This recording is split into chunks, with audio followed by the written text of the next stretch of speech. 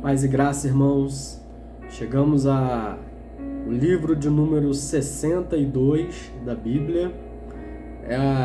Mais uma epístola, é a epístola de João, primeira epístola de João. A epístola é escrita pelo apóstolo João, o único apóstolo que morreu de morte natural, morreu de velhice. Essa epístola dele foi escrita por volta de 90, 92 depois de Cristo. É uma epístola de 5 capítulos, é uma epístola assim muito boa e muito prática de ler. Você gasta em torno de 15 a 20 minutos para fazer uma leitura dessa epístola. E com que objetivo que João escreve a sua carta, a sua primeira epístola? João, ele foi uma testemunha da morte, da ressurreição de Cristo. Ele andou com Jesus, então ele tinha convicção de que Jesus ele era Deus, era o Filho de Deus, e que Jesus ele habitou num corpo humano, num corpo de carne e osso, como o nosso. E uma heresia que estava circulando ali no primeiro século era a heresia, uma filosofia grega do gnosticismo, e no que acreditavam os gnósticos. Os gnósticos acreditavam que a salvação se dava por meio de um conhecimento espiritual e a natureza física, a natureza material, a natureza humana, ela era portadora de todo o pecado, de todo o mal. Então eles acreditavam que se Jesus ele era Deus, ele era portador de uma natureza perfeita, ele não poderia ter habitado num corpo humano, num corpo físico, porque então não seria coerente aquilo que é puro, aquilo que é santo, habitar num corpo humano, físico. E João, ele escreve para combater isso. João, ele escreve afirmando que Jesus ele veio em carne, sim. E ele começa a sua epístola dizendo que ele é o verbo da vida.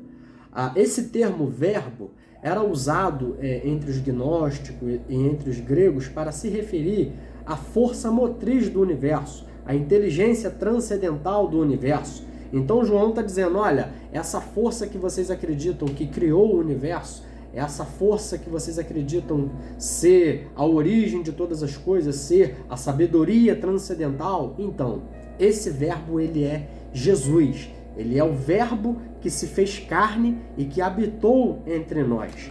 Os seguidores do gnosticismo acreditavam que a salvação não era alcançada ao nos libertarmos dos pecados, mas ao libertarmos o espírito da matéria, em outras palavras, do corpo físico. Então eles acreditavam que a verdadeira salvação estava quando o nosso espírito é liberto desse corpo físico, porque, como eu disse, no corpo físico residia todo o mal.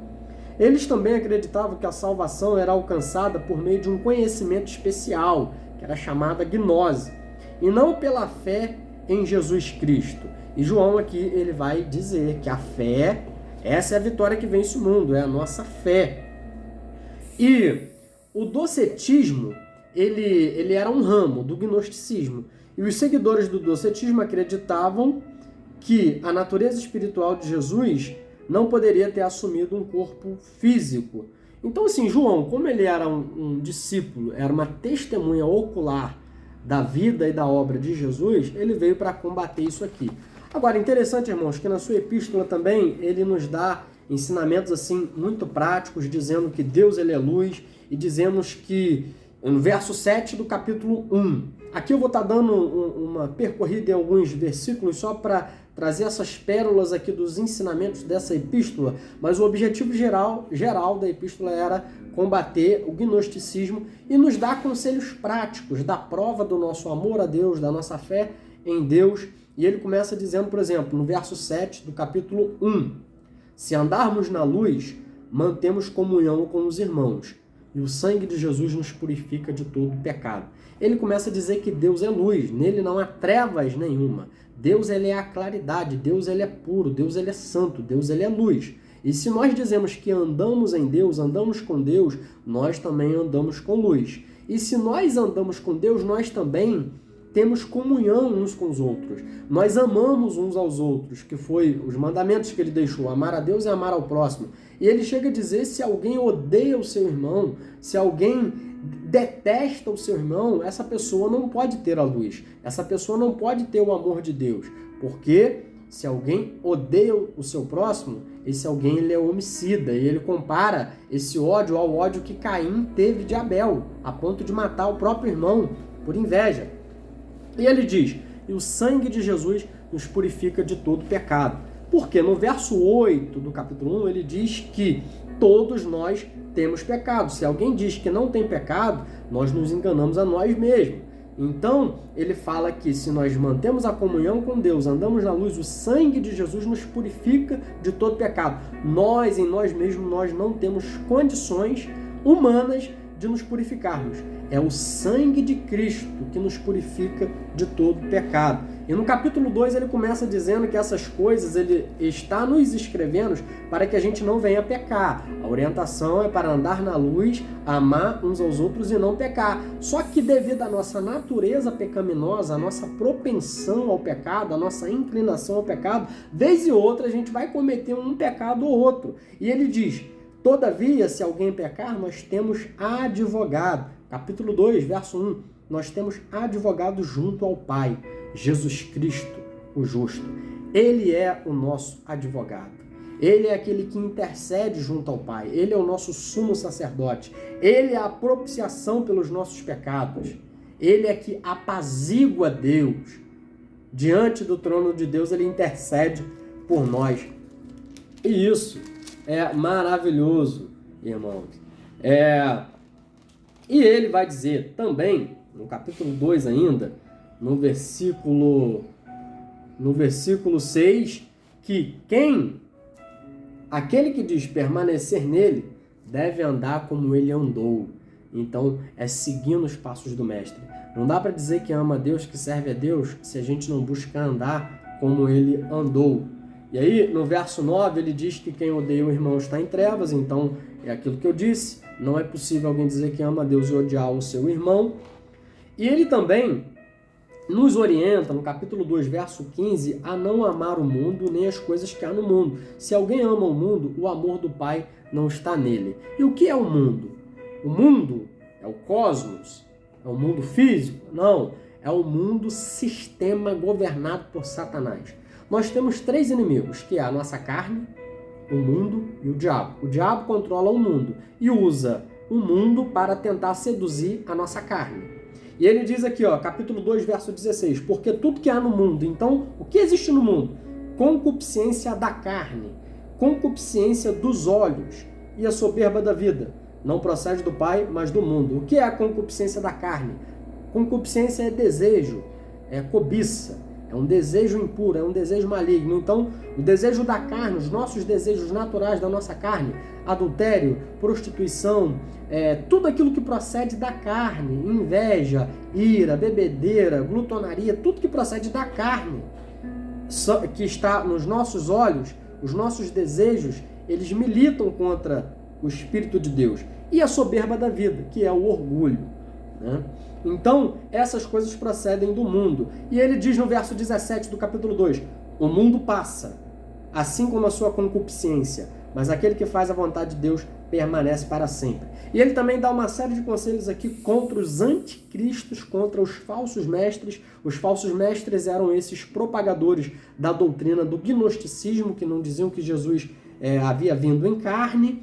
E ele diz que saíram do nosso meio porque não eram dos nossos, porque se fosse teriam permanecido. Irmãos, e a maior promessa que ele nos faz está revelada no capítulo 2, verso 25. Ele diz, e esta é a promessa que ele mesmo nos fez, a vida eterna. Essa não é uma das promessas, essa é a promessa, artigo singular definido. Jesus entregou sua vida para nos dar a vida eterna. Essa é a maior, a absoluta promessa que nós devemos nos firmar.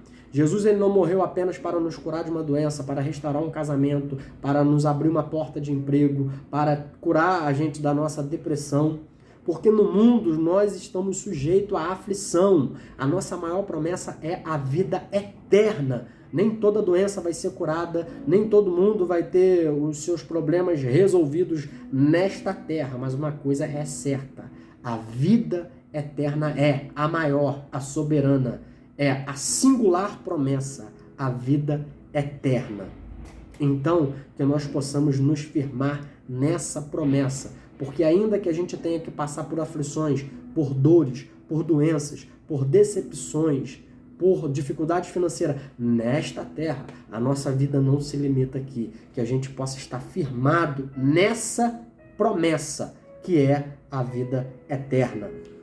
E aí, no capítulo 3, ele também fala de um amor de Deus que é derramado em nós e que existe também, irmãos, uma promessa gloriosa que é de nós sermos semelhantes a Jesus.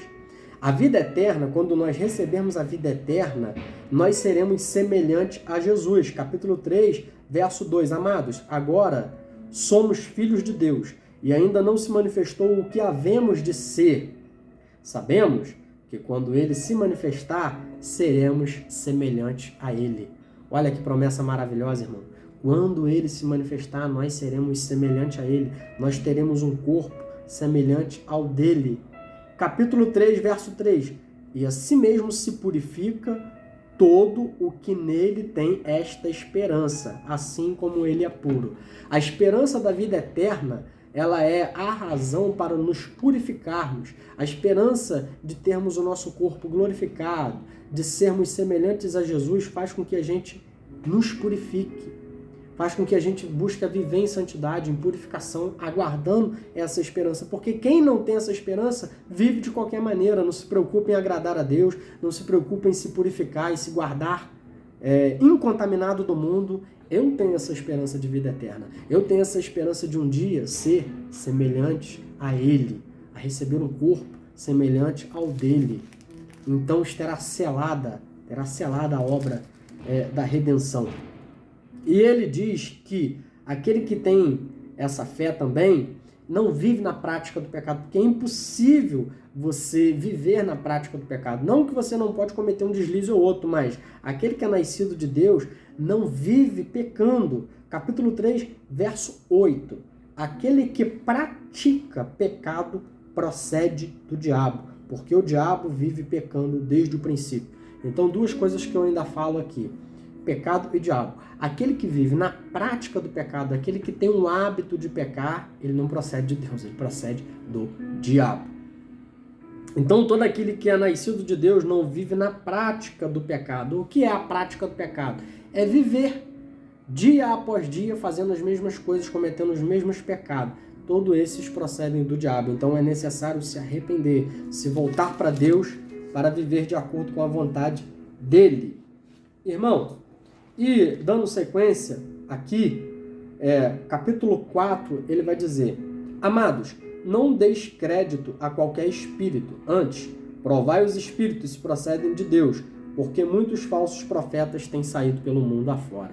Por isso que nós devemos ter a palavra como a nossa bússola eterna, como a nossa régua, como a nossa peneira. Não devemos dar crédito a todos os espíritos. João diz: provai os espíritos se eles procedem de Deus. E assim, o Espírito de Deus, ele testifica com o nosso espírito que somos filhos de Deus.